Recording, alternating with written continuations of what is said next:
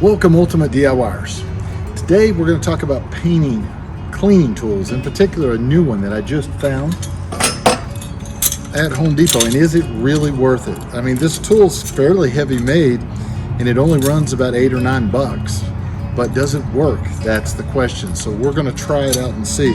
You're supposed to be able to clean brushes, which slide down into here and into the second column, and the roller covers, which slide over the top. So let's see. I think there's a few problems with this, but let's see what it does. All right, let's give it a try.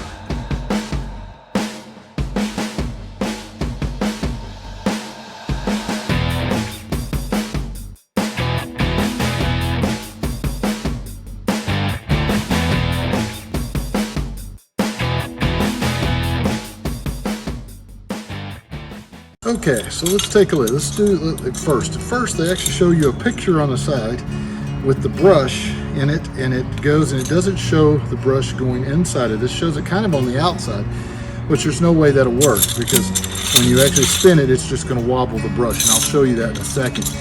The other problem, it has a second clip, which looks like it should go down inside,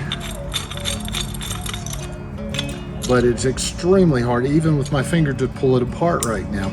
So if I take my wet brush, and by the way, this is just water, so that for the sake of making a huge mess, which I think this is a messy tool, I'm going to use just water. So I can force it in the top one pretty easy. The bottom one is not so easy.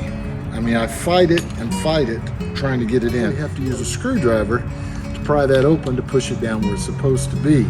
Now, this may work better with a smaller handle. So it may work great on a little brush. This is only about a 2.5 inch brush. So it's actually, yes, this is a 2.5. So it's not a very big brush, but the handle may need to be smaller for this to work. But if I try to get the paint out, it's just going to wobble loose. Don't like that at all.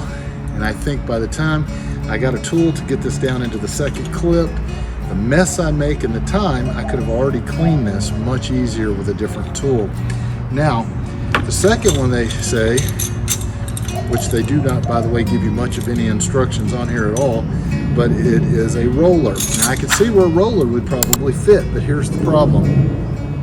If I have a wet roller, that means I have to get the wet roller off of here, which means I'm going to have paint everywhere. So I could have already cleaned most of this off. So if I'm using this tool just as a final cleaning, maybe that would work, but is it worth the effort and the time and the money? I don't think so. So you're going to take a hold of this, pull it off, wet, and then we're going to try to force it onto here, which goes on. That goes on pretty easy. That's great. And then we spin. Now, and yes, it does take a lot of it off. So as a final cleaning tool, I would think that might work. You're still gonna have to wet it down a bunch, keep doing that over and over. You're gonna have to have it down in the bucket so that you're not spraying it all over yourself. That's where this tool would probably shine, is a little bit more on the roller side of things. And it does have a clip to come back around and try to put it together, but it doesn't really stay very well. It comes loose. It does seem to be fairly heavy duty, but I believe it was $8 or $9 for this tool. I don't think it was really worth it. If I'm especially a brush, I'm going to use a good 5-in-1 tool like this and get my paint off. And you can even do that first before you start handling it to get most of the paint up, but you're still going to make a mess. I don't really like doing it. I don't like my hoses with paint all over them and everything. It's just more work. I want something that takes the work away. When you clean the brush, there's another tool that has teeth on it that looks like a 5-in-1, which will actually clean the paint out. And if you clean your brushes as you go along, they're not going to be that hard to clean at the end.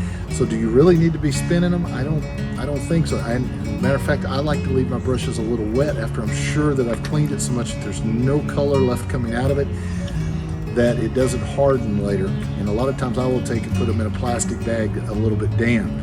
And then that way I know that they're good to go. Because if you take care of these brushes, they'll last you a long time.